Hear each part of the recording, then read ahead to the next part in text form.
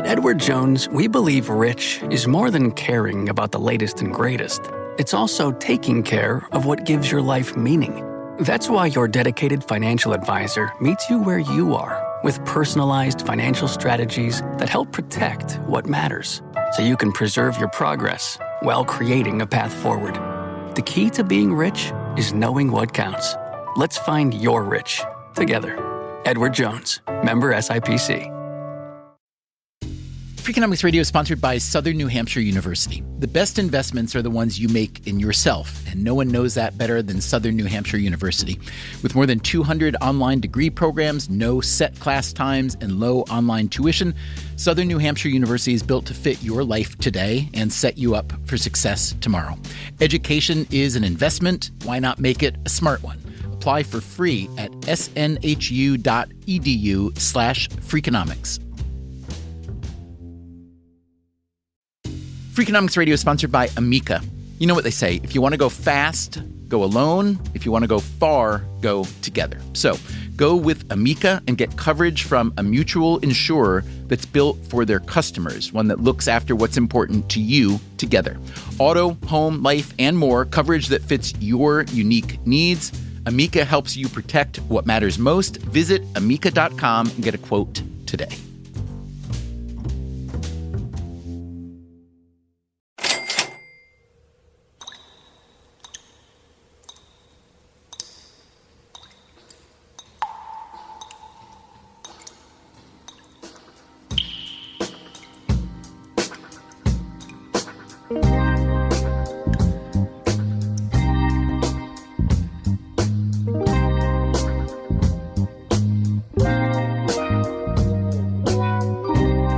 So, Levitt, here's a question for you today. Would you agree that you and I are fundamentally pretty different people? Yes. Okay, I would too. But of all the ways in which we're different, what would you say is maybe the biggest difference? Probably that you like people and I don't. Mm-hmm. Yeah. That's not what I was thinking of. Okay. Here's what I'm thinking. You seem to be almost entirely unaffected by your physical surroundings. That's true. That's completely true. Whereas you ridicule me for being too sensitive. Like, if the lights go out or something, you're like, hey, Dubner, just keep working. What's the problem? But like when you're working or even, filling out your horse bedding stuff, you could be in the desert. You could be in a room with 150 decibels. You're just a machine. It doesn't matter to you. Would you agree that that's a pretty fundamental difference between us? I think so, yeah. But there's a downside to it too, which is that when I get dragged to nice places, I never appreciate Yeah, you them. don't know how to behave. I don't know how, if I don't care whether I'm in a dingy pit or in standing on the edge of the Grand Canyon, then I get the feeling that other people appreciate things that I don't appreciate. Maybe so. You make up for it in other ways. But here's a scenario that really bothers me that I want to talk to you about today. But you may be the wrong guy to talk about it too, because I have a feeling it doesn't bother you at all. So you and I both travel a lot, fly a lot, and here's my thing. In airport restrooms, particularly, but in public restrooms of all types, they are usually totally devoid of any music or other masking sounds. So it's like you walk in, and it's like a library, punctuated by the sound of traveling men using toilets. And it drives me batty. Does that bother? Do you even know what I'm talking about? No, it doesn't upset me the way I'm sure it upsets you. Mm-hmm. Mm-hmm. Have you noticed it? Have you ever noticed, like, let's say, we don't need to get too graphic here. Although with radio, it's probably easier to get graphic. But, you walk into a men's room and let's say there's 3 zones, right? There's the sink zone, the urinal zone, and the stall zone. And it's the stall zone that I'm talking about. Yeah, I try to stay away from the stall zone. I'm pretty good at staying away from the stall zone. Believe me, I do too. But, audio waves travel into the sink zone and the urinal zone and the in and out zone. And so in that, I feel like when I hear what's going on in that stall zone, I think, how can I invest more heavily in gastroenterology? Because the needs of American men are plainly huge. It just sounds like a MASH unit of people in gastric distress. And and I hate it. You've never been bothered by this? Oh, it's disgusting, but honestly, I really try to avoid restrooms where there are lots of men doing fireworks, you know? Mm-hmm. So maybe we're not so different in that particular regard. It's just that maybe my own abilities to avoid these places are stronger than yours.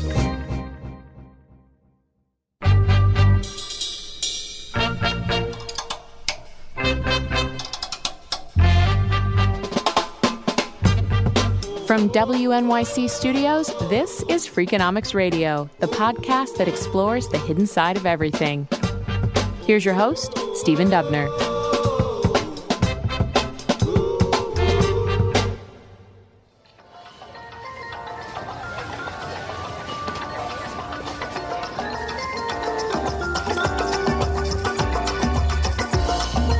Here's what confuses me. Just about every public space you go to these days, you'll hear music being played or some kind of a soundscape. Stores, restaurants, the doctor's office, the gym, the airport, the rental car counter at the airport, the gas pump outside the rental car counter at the airport. So that's a lot of sound to deal with. And the one place you want to hear music, at least the one place I want to hear music, the public restroom. It, for some reason, features only the sounds of nature, which are, to some ears, unsettling. And why is that? And how does all that music in other places affect us? Does it really make us buy more in stores, eat more in restaurants? If you want to know the answer to questions like that, you have to start with Ronald Milliman. He spoke to us from his cabin on Lake Barkley, Kentucky. I'm actually in western part of Kentucky. Milliman is retired. He spends a lot of his time here fishing. Mostly bluegill and red ear and bass and catfish. I like to fish for and catch catfish. So pretty much I just like to fish. So I just like being out on the lake. You go out in the early morning and it's just so quiet and peaceful, and you hear the birds and hear the waves splash against the side of the boat. And it's just really, really nice. Milliman was a professor of marketing at Western Kentucky University. Before that, when he was getting his PhD in Arizona, he worked at a radio station. One of the assets that we had at the radio station was a FM subcarrier where we could transmit like background music into stores and doctor and dentist offices and that sort of thing. This got Milliman to wondering. I wanted some idea of what kind of music affected, what kind of music to provide, and there wasn't much of any research out there at all on it.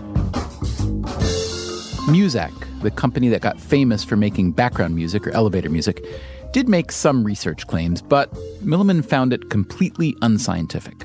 He says they claimed their music did amazing things. Reducing turnover, increasing productivity, helping in terms of job contentment, dumber things like that. And as I recall, they had some research that showed that it could increase the milk productivity of cows, egg productivity of chickens, which later when I got into it, it wasn't very scientific. But at any rate, because there was no research particularly done in that area, it's something that I made note of and thought, well, gee, this is something that I could pursue.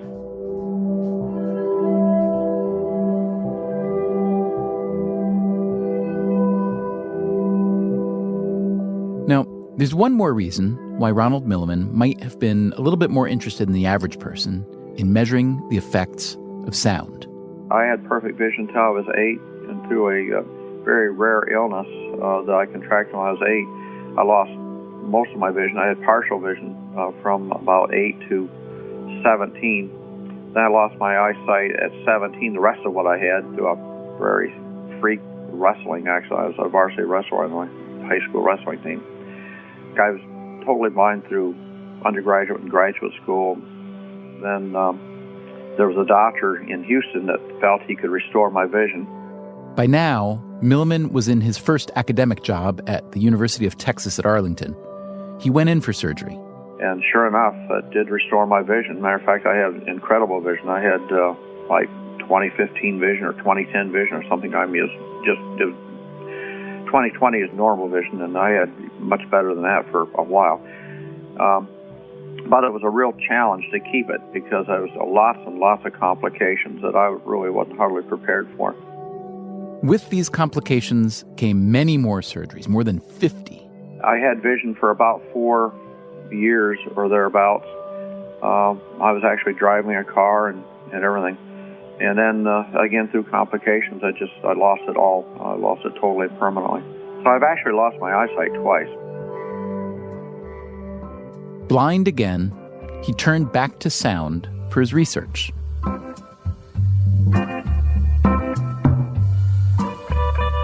There was a grocery store in the Dallas-Fort Worth area. It just happened that I knew the manager of the store some. This manager agreed to let Milliman set up an experiment.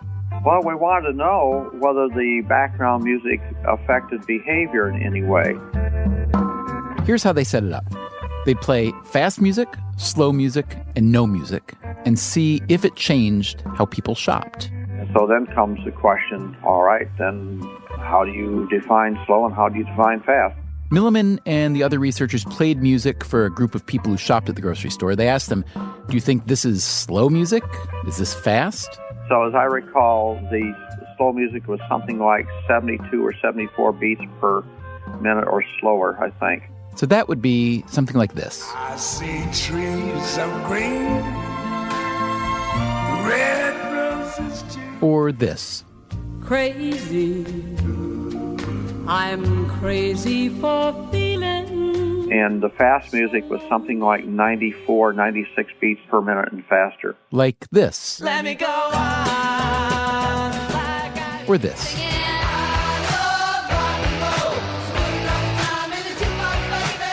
Now, the actual music they used in the experiment, slow or fast, would have no lyrics. And then we positioned graduate students that appeared to be like ordinary customers, like they were looking at a can of peas or whatever it might be. The grad students had stopwatches and notepads. They watched people and timed them as they shopped. One day they'd play fast music, another day slow music, another day no music at all. This went on for roughly 2 months, so they'd have plenty of observations. They also stopped shoppers as they came out of the store and asked them, do you remember if there was music playing in the store when you were shopping? Here's what Milliman wanted to know. If how fast people traversed the store, if it made any difference, for instance, how much they purchased or whatever, or what they purchased. But the other part of the study was how aware of the music were they when they were in the store. Were they real aware of the music playing, or were they unaware of the music playing, or whatever? So what'd they learn? And so what we found is that with the fast music, they did traverse the store more quickly, and it was significantly more quickly. What do you think happens when people move through a store more quickly? Yep, they don't buy as much stuff. But what happens when you play the slow music?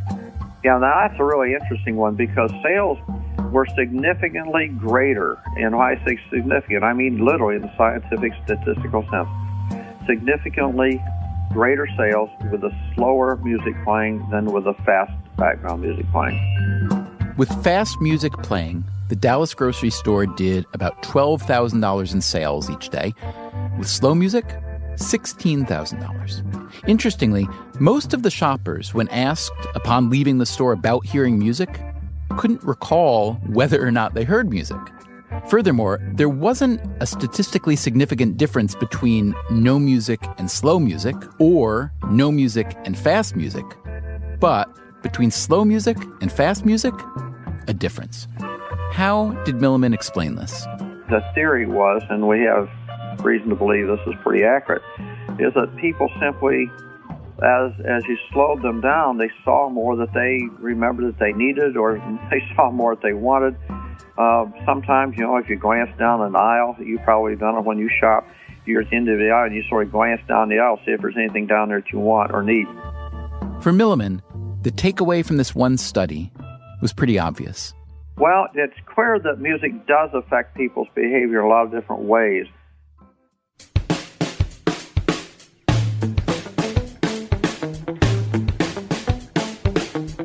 This study was one of the first in a field that would come to be known as atmospherics, how sound and smell and other factors influence our behavior. Milliman did a ton of work in this area. One study was similar to the grocery store study, but this time he did it in a restaurant.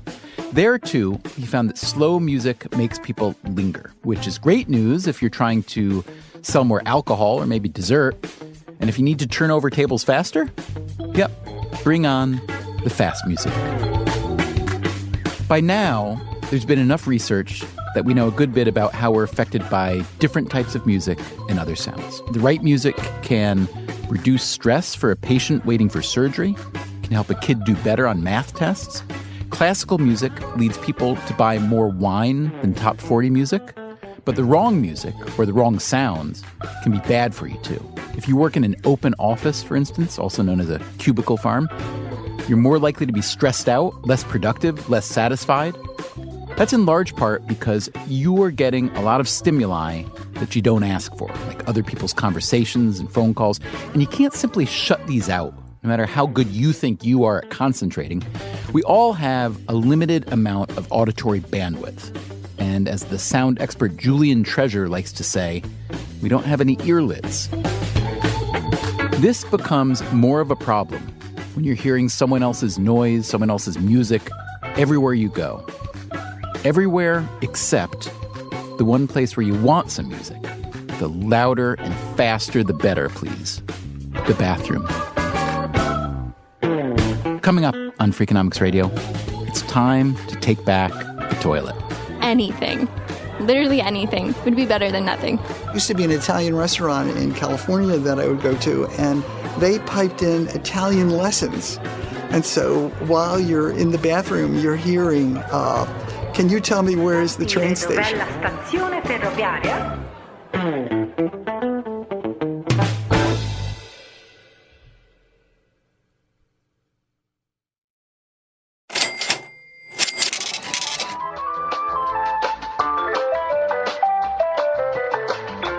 So there's a lot of music in public places, in part because researchers have found that music has a strong influence on how people behave in public places. So you can see why they play music in stores and restaurants and airports, even surgical suites. But why don't they play music in public restrooms? That is the question we are asking today. I know it may strike you as juvenile, kind of thing no one in his right mind would ask, but we are not the only people who've ever thought about this. The toilets in Abu Dhabi are fine. They're good. That's Harvey Malich. He's a professor of sociology and metropolitan studies at New York University.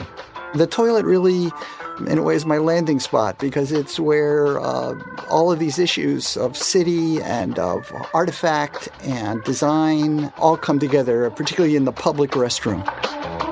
Malich's broad mandate is urban design, but he is more narrowly a toilet scholar. One of his books is called Toilet: Public Restrooms and the Politics of Sharing. Our knowledge of the history of public restrooms is very scattered, but one of the things that we do learn is the extraordinary variation there has been in the history of the world. In the Roman Empire, they had quite marvelous plumbing for their time and the aqueducts and so forth. And one of the things they applied that to was public restrooms, the baths. And the baths were, in general, a very social place. People went together, they met up together, and some of the rooms held as many as 60 people. The setting, Malich says, was quite beautiful, with mosaics on the floor and the walls. The toilets are arranged in a sort of semicircle. They're built of stone, a single slab of stone, with a series of holes.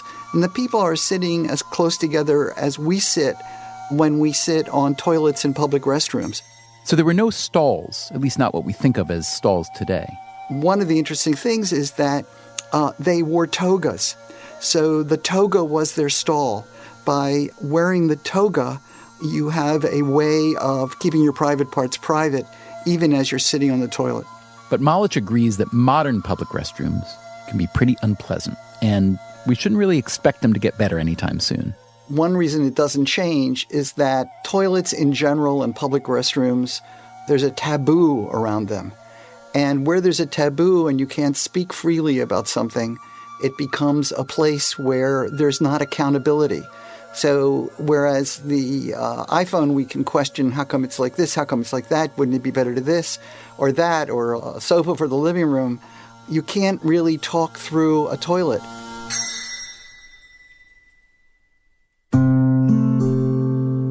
Now, it's one thing for someone like me, a resident of the richest country in the history of the world, to complain about the setup of public restrooms, but let's be real. The bathroom taboo that Malich is talking about has much, much, much bigger implications. So the distribution of toilets of any kind is very skewed. And in some countries, India being a prime example, Pakistan, there is an absence of facilities. And what that means is that people go in the open. They use whatever trench they can find, whatever hole there might be. This is a problem of sanitation, and it means that the mixing of human feces with water supplies happens, and babies die. It's almost 50% of the population of India is defecating under those circumstances. One of the other aspects, it means that women are put at a huge disadvantage and subjected to security worries because they've got to make their way in the night, very often in darkness, to go to the common place where this is done because of other problems, cultural problems, which is that the very idea that women are going to the toilet itself is a kind of taboo and can't be faced front on. This taboo, Malich argues, extends to high places, very high places, and that's a problem. For the President of the United States to go to bat for public restrooms in, say, India would be humiliation for him. So we've got to get the topic on the agenda locally, nationally, and globally. There are also practical issues of priority, cost. Harvey Malich has served on many building committees. Even working with the most prominent architects of the world, never is there discussion about the substance of the toilet stalls. And as a result, you get the lowest person typically on the totem pole of the architectural firm is given that job. And then they sort of call up the mass supplier and they just order the same stuff. One of the things that is kind of interesting is thinking about public restrooms. It's Joel Beckerman. He's a composer and sound designer. Think about all the architects and energy that gets put into designing the physical locations that we go to, whether it's bus stations or restaurants or hotels. The vast majority of these instances, they're not putting nearly the same amount of thought into the sound of those spaces, which includes what materials are being used, because that determines the amount of reverberation of sound. Beckerman's company, Man-Made Music, creates soundscapes for all kinds of spaces, from small to very large, like the Dallas Cowboys Stadium. He's written a book called Sonic Boom, How Sound Transforms the Way We Think, Feel, and Buy. He has a lot of examples of how sound functions in ways that we might not necessarily think about. In Moscow, actually, their subway is a circle. It is basically a big loop. And one of the ways they give you information in an instant is that one direction, I'm not sure whether it's clockwise or counterclockwise, all the announcements are made by a male voice. And then in the opposite direction in the loop, it's made by a female voice. So that even if you can't understand exactly what's being said, you know which direction that train is going. Beckerman agrees with Harvey Malich that the sound of the average American public restroom is suboptimal. Why is that? They point out one obvious problem. The walls of the stalls aren't really walls. They don't go all the way up to the ceiling or all the way down to the floor. I mean, I lived in Britain, I've lived in Germany. They have walls. Italy has walls.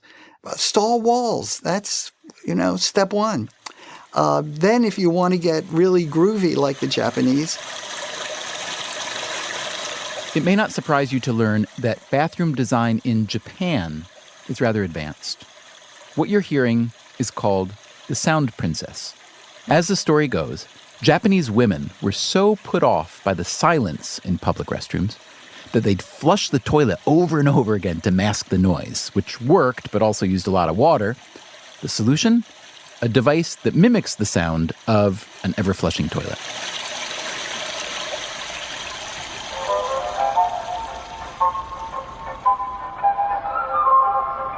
The Japanese use sound in all sorts of interesting ways.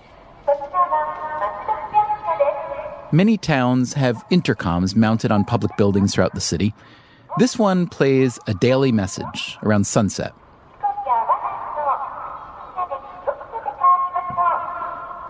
That's in Matsudo, about an hour outside of Tokyo. The woman's voice is basically telling kids, hey, it's time to go home now. The intercoms are networked around cities. They serve as an emergency broadcast system in case of earthquakes, for instance. Here in the U.S., we too have a history of sound design in public places. Joel Beckerman again. The story is that elevator music began when elevator manufacturers realized that people were very uncomfortable being in close quarters in a closed room, essentially.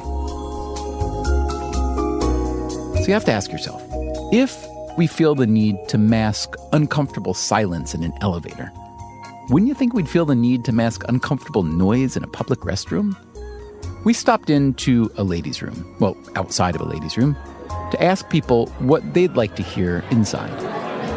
What do you think would be the best kind of music in a bathroom? Like, what would you like to listen to? Anything. Literally anything would be better than nothing. Maybe classical music. The Beatles. Always or different kind? I know pretty much early Beatles in the public bathroom I think would always be appropriate. I would probably choose to hear Hall & Oates. Beyonce 24/7. I feel bad relegating them to the bathroom because I love them so much. But I love them so much that I would want to hear them that frequently. Depends on the type of music, I guess. I mean, like elevator music, everyone complains about that. So I feel like bathroom music would turn into elevator music where everyone's like, hey, this sounds like bathroom music.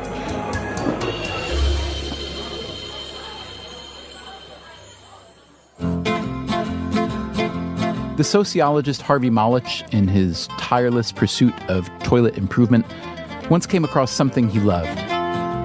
There used to be an Italian restaurant in California that I would go to, and they piped in Italian lessons. And so while you're in the bathroom, you're hearing, can you tell me where is the train station? Can you tell me where the train station is? And then you hear it in Italian. Mi sa dire dov'è la stazione ferroviaria? So there are many ways to do it, in ways that are amusing, charming, and you can try out, have new groups audition and create new acts. And Joel Beckerman would like to improve the sonic design of airport restrooms. In a plane terminal, you'd want to be relaxed a little bit. People generally are a little bit nervous when they go flying. So what could we do in terms of putting quiet ambiences in that would mask out the unwanted sound and actually kind of relax people before they got on a plane?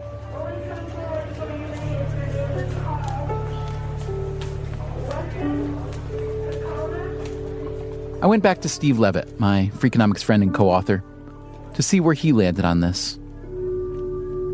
Okay, so here's the paradox to me. Even you agree that it's not a great thing to listen to, especially if you're an innocent bystander.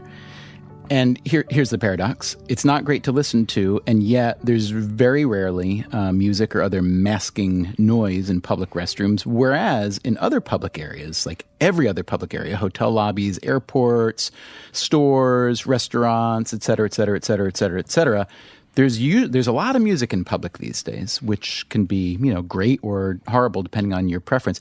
Don't you think it's a little bit strange that the one place that I at least want a lot of music doesn't exist, and all the other places where we might not want it, it does? Given your description, how loud would the music have to be to actually protect you from the sounds you're afraid of? Pretty loud, right? I'm thinking it would sound like the loudest rave you've ever been to, yeah. I think that's part of the problem, is that I think if there was subtle music, which was then interfered with by these sounds that distribute so much, I think it would only enhance your rage, wouldn't it? If it were subtle music, you're saying it would somehow highlight or punctuate the bad sounds? Yeah, exactly, that you'd be listening to this. Yeah, I don't know. I mean, I think it would be hard. I think from what you're describing, I think that the sounds are so loud that, they're louder than conversation, right? Yeah, but there's something about them as pieces of punctuation in the midst of a vast silence, of this pronounced silence, that to me draws that much more attention to them. I'll tell you, the restroom at WNYC, the radio station in New York where I do this show, you walk in there and it really is like a funeral home. And you just hear little pitter patter. And then there's a couple stalls back there. And even if you're just standing washing your hands, even if you're just going to wash your hands, you get hit with blam, blam. And then the sounds of human distress. And I'm thinking, this doesn't need to happen. This could be taken care of.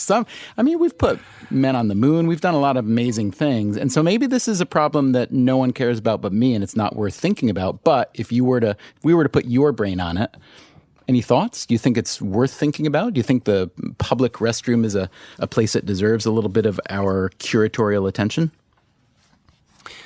No, I think this is like the penny. It's something only you care about, and no one else cares about it, getting rid of the penny. But I don't know. No, I don't lose any sleep over it. Now, maybe I will now. Maybe now every time I go in a bathroom, I'll be primed to be upset by it. But hey, I just thought the answer. Tell me. Well, do you own a set of headphones? Yeah, no, believe me, I wear the your noise headphones cancelers into the bathroom and just turn up your music really loud. It'll be done. Mm-hmm. So you don't mind the smell, though? I don't want to even get into the smell. See, because for me, the smell would be at the top of the list and the sound would be quite secondary. I would trade smell or sight for sound myself. Sight? Who's bringing in sight? Now you're taking this already bad idea to a much darker place.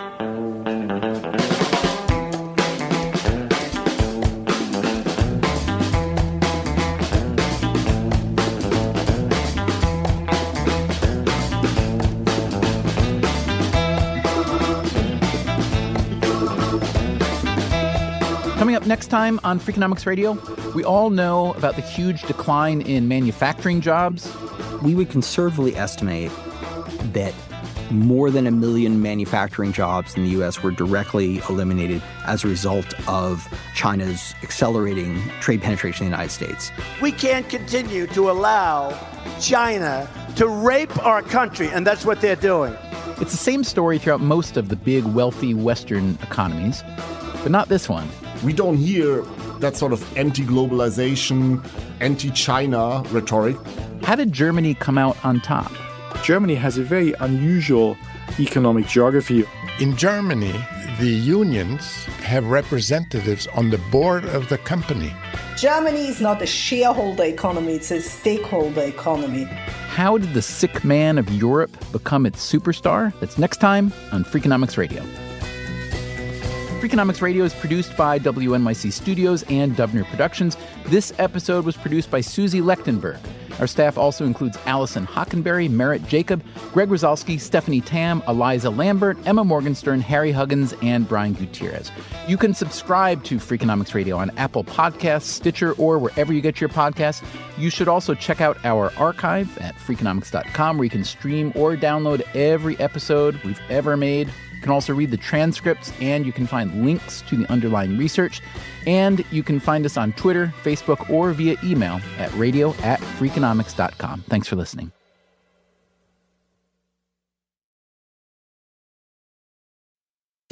Freakonomics Radio is sponsored by Ozempic. Innovation happens through rethinking what's possible, and when it comes to GLP-1s, Ozempic pill does just that. Learn more about Ozempic semaglutide tablets, 4 and 9 milligrams, by calling 1-833-OZEMPIC or visit Ozempic.com to view the medication guide and ask your doctor what's possible with FDA-approved Ozempic pill.